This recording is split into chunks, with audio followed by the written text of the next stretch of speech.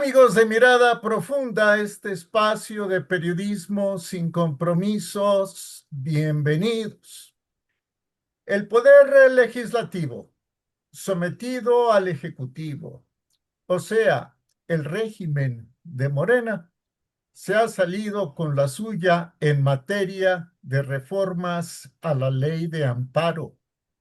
¿Esto de qué manera afectará a los mexicanos, nuestras libertades individuales? Nuevamente está con nosotros y se lo agradecemos muchísimo al doctor en Derecho, al jurista, al constitucionalista mexicano Miguel Ángel Granados Atlaco. Doctor, el honor nuevamente, gracias. Un gusto estar con usted nuevamente, don Jorge. Muchas gracias por la invitación. Gracias a usted por aceptarla, doctor. Fue un juicio sumario contra el juicio de amparo. Totalmente, totalmente. La verdad es que una evidencia contundente de las grandes intenciones que ya habíamos comentado, en el sentido de, primero que nada, pues desarmar a los gobernados de una herramienta tan bella como es el juicio de amparo, desvirtuando por completo su naturaleza con todo esto, pero además esta vía, ¿no? Esta vía tan atropellada en el fast track, de que así como se fue aprobando inmediatamente una edición vespertina extraordinaria del Diario Oficial de la Federación ayer, para que entre en vigor hoy, nada más y nada menos que esto que parece una estocada de muerte a nuestro juicio de amparo en este país. Doctor, ejemplos sencillos de cómo repercutirá en nuestras libertades.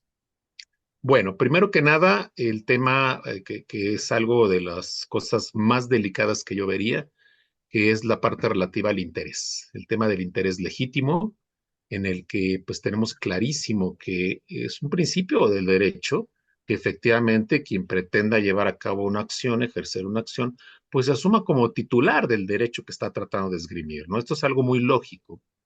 Pero cuando se busca este acotamiento de la idea de un interés, que es un interés más amplio, que va más allá de un interés completamente directo, de uno a uno, no se trata de un caso en el que a mí me están de repente expropiando un inmueble y yo soy el afectado directamente y por tanto recurro a un juicio como el amparo a través de un medio de impugnación. ¿Qué es eso, el juicio de amparo finalmente?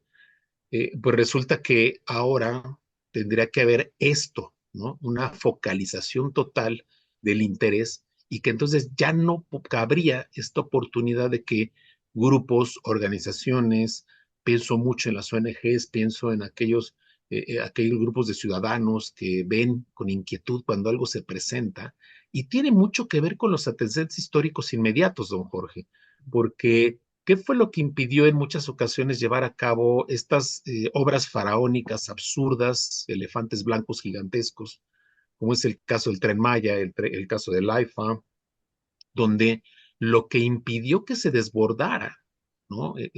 Lo que fue la economía mexicana y sobre todo esta parte relativa a los propios derechos de los gobernados, se descarrilara esto, pues fue precisamente la vigencia de un juicio de amparo que en algún momento permitía que, habiendo grupos que esgrimieran un interés sobre los casos, que tuvieran el acceso a este medio tan importante de impugnación como es el juicio de amparo.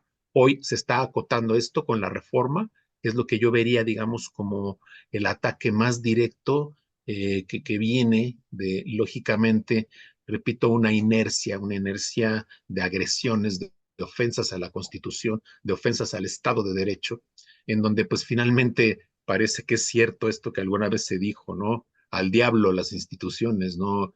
Y todos los temas relativos al derecho y como el derecho a mí ya no me está funcionando, pues ahora busco la manera de ajustar al derecho para que no siga ahora opere en mi beneficio y esto es parte de una de las cosas que yo vería de bote pronto, ¿no? De bote pronto con la reforma.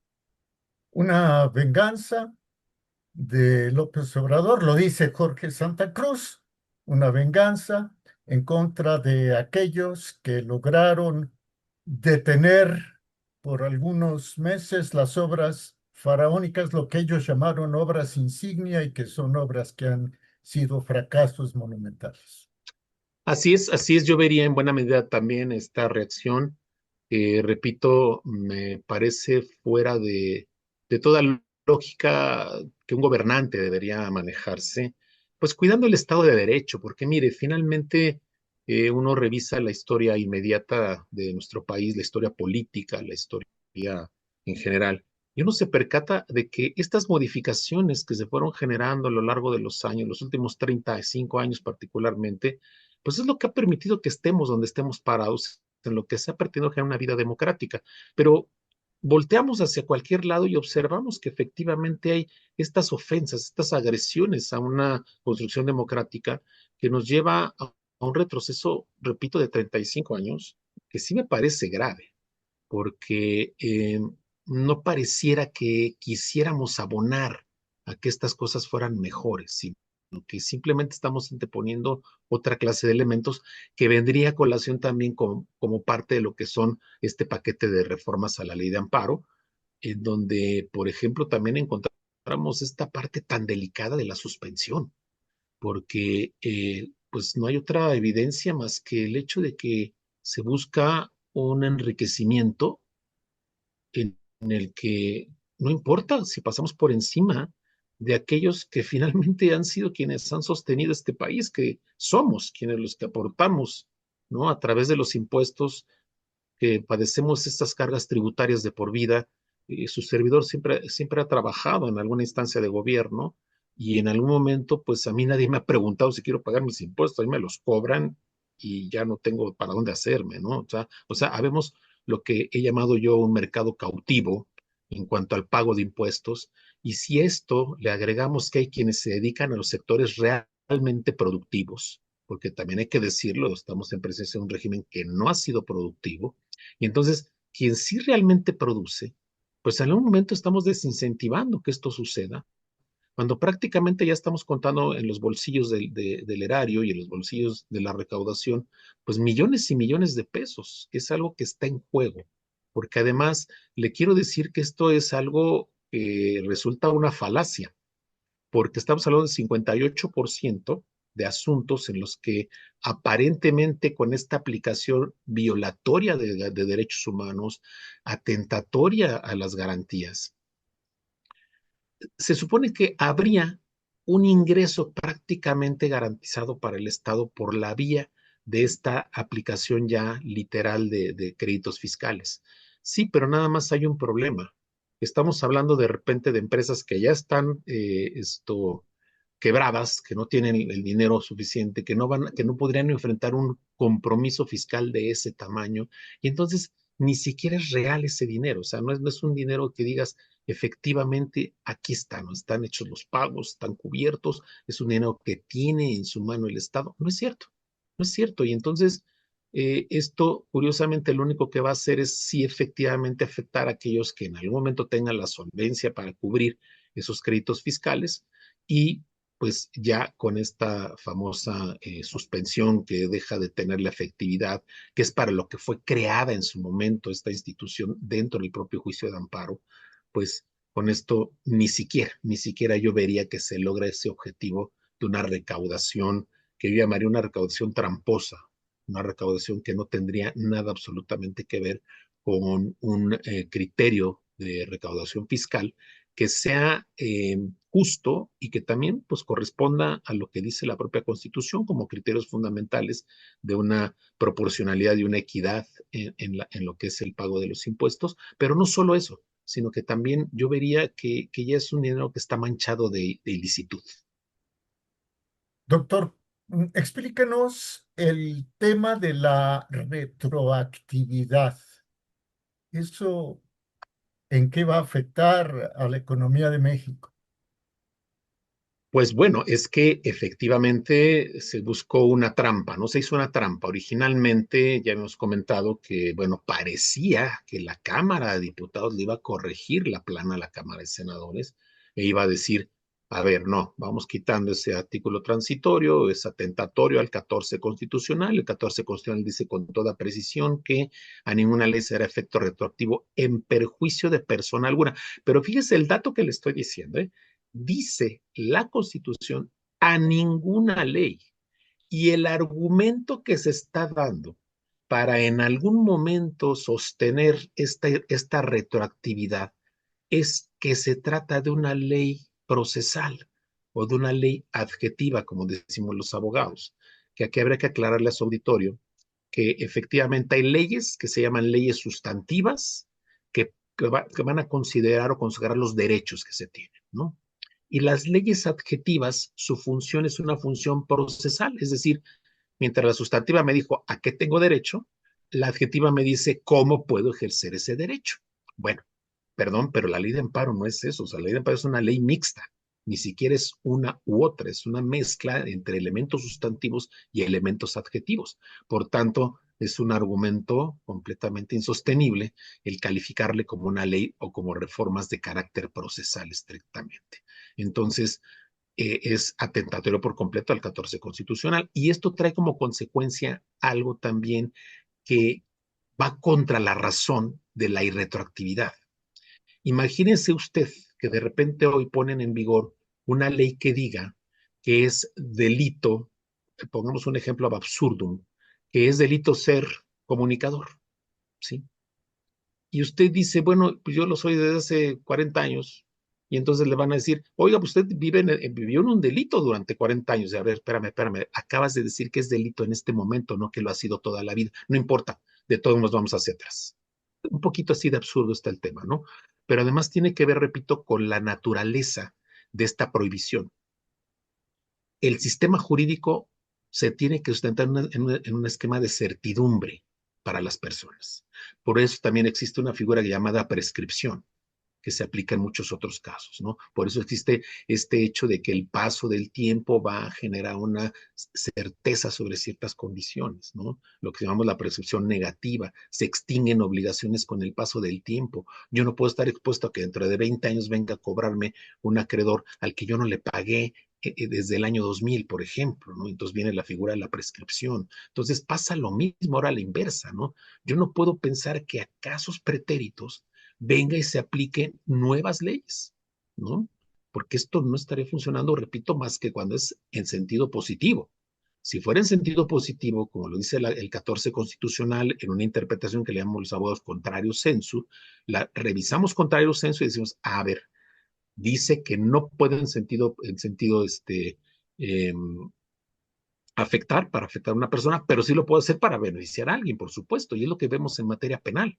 En materia penal, cuando viene una reforma a la ley, se deroga un artículo que recoge alguna figura delictiva, en ese momento la gente va a la calle o deja de tener el problema penal vigente en su contra, ¿no? En el momento en que por alguna causa se reduce la posibilidad de sanción que prevé la ley, pues también en ese momento le beneficia a la persona, porque eso es perfectamente entendible que apliquemos en forma retroactiva para beneficio de alguien es hasta aplaudible, por supuesto, pero hacerlo a la inversa definitivamente no, porque aquí tuvo que haber operado una figura que se llama la ultraactividad, en donde tenemos que reconocer que todo lo que estaba vigente en su momento cuando se lleva a cabo el caso, ¿no? El juicio de amparo respectivo, tiene que seguir, ¿no?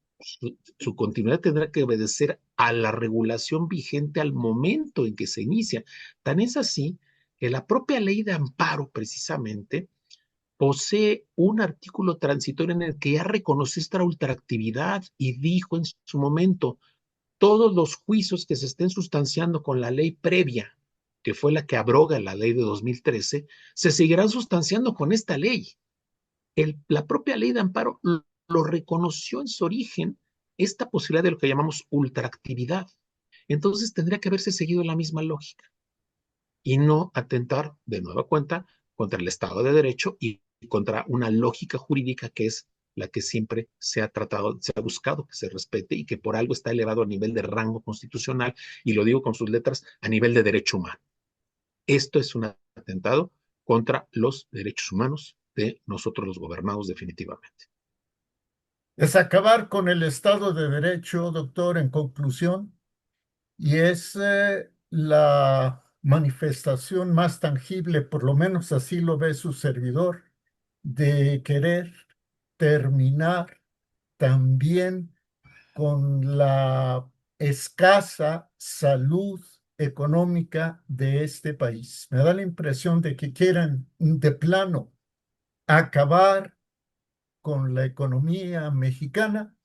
No habrá un Estado de Derecho que proteja a las víctimas y pues esto derivará en una falta de certeza jurídica para quienes ponen un negocio, para quienes generan empleos, para quienes generan riqueza. Entonces, la economía irá en declive y no habrá manera de protegerse. Hace un rato que salía su servidor, con esto termino, doctor, porque sé que su tiempo es muy importante en esta transmisión especial. Ojalá que pronto podamos platicar, pero su servidor veía cómo en distintos negocios o actividades comerciales el número de clientes ha bajado. O sea, cada vez habrá menos dinero para salir al cine, salir al restaurante, para cargarle gasolina al coche, con todo y que le han fijado un tope de precio. Cada vez habrá menos dinero para ir al doctor, para comprar medicinas. Me preocupa, doctor. Bueno, pero en descaro de lo que usted dice, pues ya estamos más preocupados por la salud de los mexicanos, ¿no? En el momento que grabamos las bebidas que contienen altos niveles de azúcar, me parece que ahí hay una cosa mágica, ¿no? Vamos a reducir la diabetes infantil, vamos a acabar con cualquier cantidad de cosas. En el momento que le ponemos impuestos a los refrescos, no veo la razón por la que usted se queje. Ya vamos a vivir en Dinamarca gracias a que estamos grabando productos que tienen mucha azúcar. Y entonces me parece que este lugar va a ser un lugar así feliz y de fantasía en el que gracias a eso todas las personas van a dejar de consumir refrescos, ¿no? O sea, eso es algo realmente sarcástico en mi comentario, por supuesto, donde digo, es increíble que esto pase en México, ¿no? Pero luego pone otro ejemplo que es dramático y que es vigente, ¿eh? Ojo con esto. Estamos no solo desincentivando la inversión de la pequeña y la mediana empresa, sino también incluso de las grandes empresas, de las grandes transnacionales. Samsung acaba de anunciar recientemente que está pensando seriamente en su inversión en México. ¿Por qué razón? Pues lógicamente son efectos colaterales de esta clase de decisiones. Ningún gran inversionista quiere ir a un país en el que sabe perfectamente que no tiene herramientas para protegerse del Estado, que va a sufrir lo que quiera hacer con él el Estado en algún momento. Entonces, vaya, si bien es cierto que también yo siempre considero que se necesita cierto nivel de inteligencia para tener la malicia para hacer ciertas cosas, lo cierto es que aquí no veo ningún rasgo de eso y que en realidad, otra vez, mi opinión no deja de ser la misma que expresaba en la ocasión anterior en el que pues urge dinero para cubrir todo ese clientelismo electoral. Viene la elección de 2027, donde ya hay que empezar a preparar el campo para seguir, ¿no? Maiceando a un pueblo que en algún momento es perfectamente feliz con la miseria, las miserables propinas que les dan por ir a votar, porque así lo veo yo como propinas, ¿no? Y entonces esta porrocracia pues está muy feliz repartiendo dinero y buscando de dónde sacar para seguir repartiendo y seguir generando esta clientela electoral. Esa es la realidad. Y no les importa lo que pase, porque además no han entendido que un país que incentiva la inversión, que incentiva, ¿no?, el lado productivo, es un país que va a generar riqueza. En el momento que se creó un aeropuerto como que parece más un bodega horrera que un verdadero aeropuerto, nunca, el pensar en que supuestamente ese es un aeropuerto para el pueblo, realmente es un absurdo. Porque de 130 millones de mexicanos que somos, ¿cuántos le gusta a usted, don Jorge, que jamás se hayan subido a un avión y que lo más grave de todo, jamás lo van a hacer? ¿Cuántos millones de gente le gusta que pase por este caso?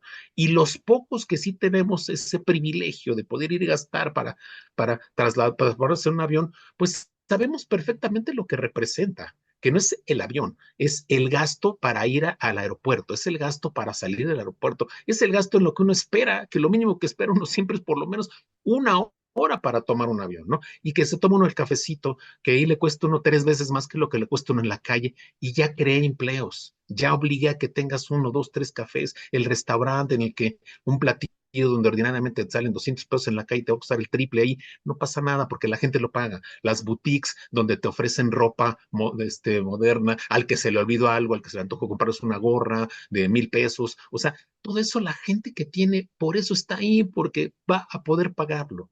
Entonces, ¿por qué no hago un aeropuerto de primer mundo que atraiga también esa inversión? O sea, voy por el otro lado, el lado de que, pues si queremos captar dinero, no lo hagamos de forma perversa, lo hagamos de manera productiva y donde generemos la inversión y que la gente quiera invertir y quiera ir a un aeropuerto insisto, de categoría internacional, donde quiera yo poner bueno, ni la señora de las ayudas se quiso quedar en el AIFA, recuerda usted eso, ¿no? Lo Y recuerdo digo, pues la mujer perfecto. con una visión empresarial dijo, no, yo no voy a vender nada aquí, ¿de qué hablan? A mí denme un puestecito en mi pueblo, ¿no? Yo soy más feliz, ¿no? Doctor, infinitas gracias por habernos tomado esta comunicación de Zoom este viernes 17 de octubre, en que, a juicio de su servidor, periodista, no abogado, se puso el último clavo en el Estado de Derecho, aunque se pudiera pensar que tal vez eso ocurra cuando saquen la reforma electoral. Yo le diría que efectivamente tengo esa misma percepción y también podría agregar que me parece que hay una visión más perversa en el sentido de precisamente transformar de tal manera el Estado de Derecho que convertirlo en una herramienta para preservar los privilegios de los que hoy goza el gobierno, de los que goza hoy el grupo político en el poder, que tiene mucho que ver con lo que en alguna vez dijo Marx. Marx expresaba precisamente acerca del derecho esta posibilidad de que fuera una herramienta para la burguesía, léase ahorita en este caso, quienes están en una posición privilegiada, ejerciendo el poder, para preservarse en el mismo. Entonces, estas transformaciones que estamos viendo realmente es una manera de trastocarlo, de convertirlo en un Frankenstein, nuestro Estado de Derecho, y pues los que seamos religiosos, que Dios nos haga recompensados, don Jorge. Que Dios nos agarre confiados, doctor. El Foro de Sao Paulo, el Grupo de Puebla y todo eso. Doctor, entonces pronto nos hace el favor de explicarnos qué viene, cómo viene la reforma electoral.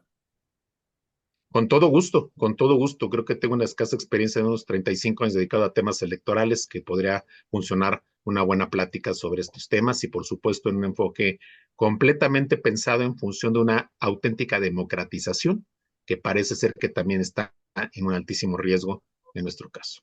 Así es. Un honor que sea parte de este canal, doctor. Un placer, un honor también de parte mía y muchas gracias por la confianza. Al contrario, ha sido el doctor Miguel Ángel Granados Atlaco en Mirada Profunda, este espacio de periodismo sin compromisos. Hasta la próxima.